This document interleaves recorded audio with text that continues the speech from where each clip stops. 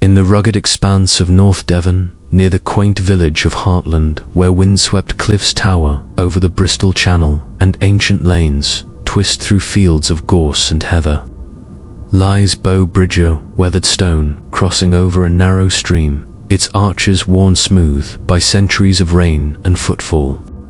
Local legend whispers of a haunting here, a spectral vision of two headless ladies clad in silken dresses, their unseen feet rustling the fabric as they move, their decapitated forms gliding near the bridge under the cover of twilight. Seen and heard since the 17th century, these ghostly figures are a chilling echo of a tragedy lost to time, their presence a mournful mystery etched into Hartland's shadowed lore. The tale begins in the early 1600s, during the twilight of Elizabeth I's reign, when Hartland was a remote outpost of fishermen's cottages and shepherds' farms, its folk bound to the sea and the moor.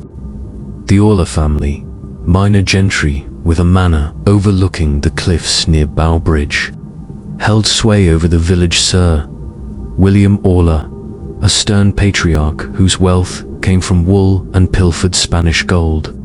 His two daughters, Cecily and Isabel, the jewels of his house.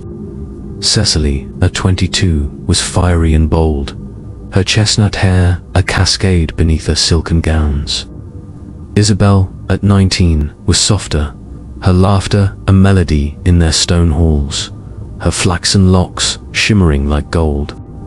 Both were known for their beauty, their silk dresses rustling as they walked the lanes to church or market, their voices a harmony in Hartland's quiet. In 1603, as plague and unrest shadowed England, a darker fate befell the Orla sisters. Sir William, embroiled in a feud over land with a rival Lord Richard Marwood of Clovelly, saw his enmity turn murderous. Marwood, a man of ruthless ambition, sought to crush Langford's line and claim his estates, and whispered he coveted the sisters themselves, their beauty a prize to flaunt. On a foggy November night, as Cecily and Isabel walked home from Vespers in Hartland Church, their silken dresses rustling in the dusk, Marwood's men ambushed them near Bow Bridge. The sisters fought, their screams swallowed by the mist, but swords flashed to swift strokes, and their heads rolled into the stream below, their blood staining the stones of the bridge as their bodies crumpled beside it. Marwood's men fled, leaving the crime to fester in rumour. Sir William, broken by grief, buried what remained in St. Nectan's churchyard, though whispers of witchcraft and curses clung to the tale, the sisters' deaths unavenged. By 1604, the first sightings emerge, two headless ladies in silken dresses, their forms shimmering like fog near Bow Bridge, the rustle of their gowns a ghostly whisper on the wind.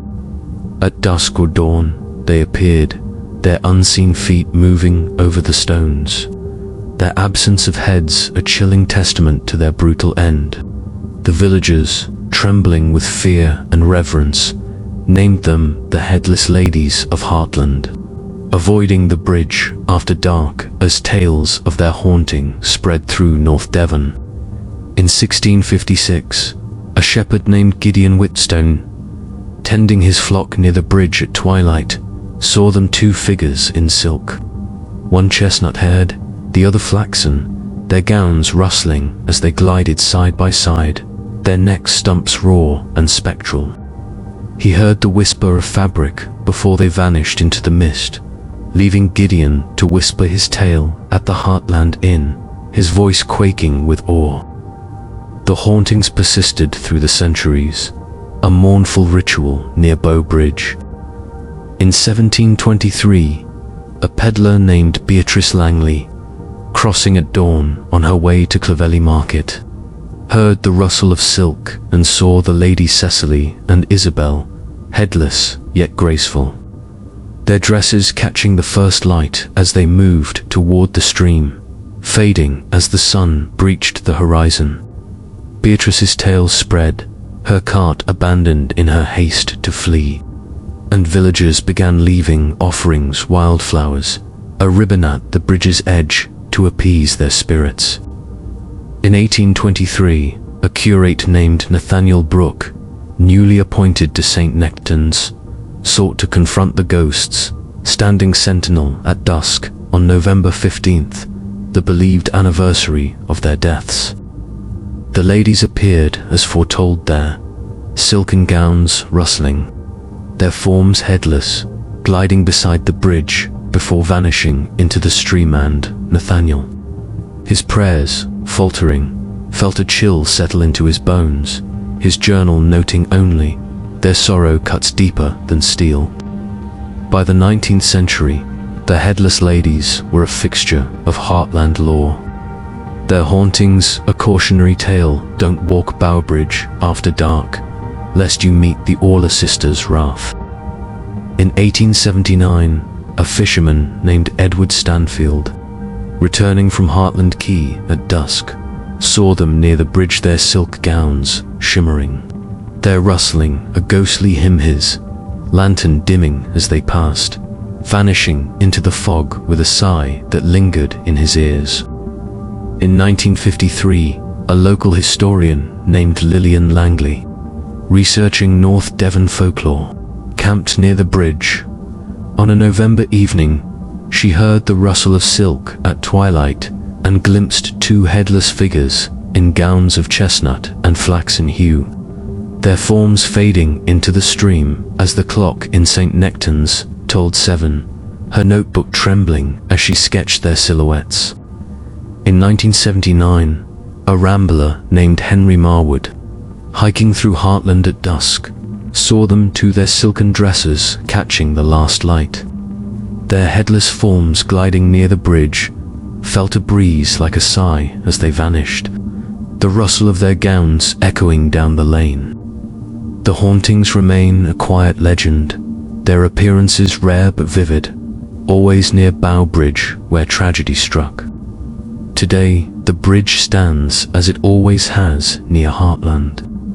Its stones a crossing for walkers, its stream a silvery ribbon beneath. On foggy evenings, some hear the rustle of silk or glimpse shadowed forms in dresses of chestnut and flaxen, headless yet graceful, their sorrow a ghostly refrain in the North Devon dusks. Cecily and Isabel Langford, bound by violence to the bridge where their lives ended, their silken rustle a testament to Many thanks for treading this tale's dark path. If its chill gripped you, follow, subscribe, and comment below.